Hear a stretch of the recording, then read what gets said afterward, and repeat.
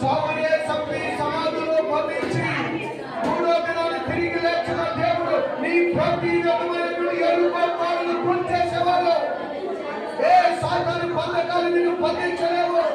సమాధిని చీల్చుకొచ్చిన దేవుడు ఈ రోజు నీ ప్రతి విధమైనటువంటి కష్టమైన చర్యను బయటికి తీసుకొచ్చేవాడు.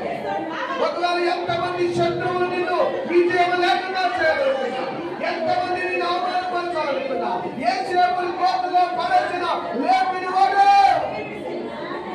గొర్రెల కొట్టులో నుండి దావీదుని రాజుగా చేసిన దేవుడు ఈ ఆరాధనలో నిన్ను కూడా ఆయన ఉన్నతమైన స్థానంలో ఉచ్చబెట్టబడుతూ ఉన్నాడు.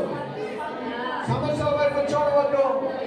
ఆయన స్తుతించడం ద్వారా ఎరుకో గోడలు కూలిపోయి తల్లి ఆరాధించడం ద్వారా ప్రతి శోధన ప్రతి కష్టం నుంచి నిన్ను విడిపించేవాడు.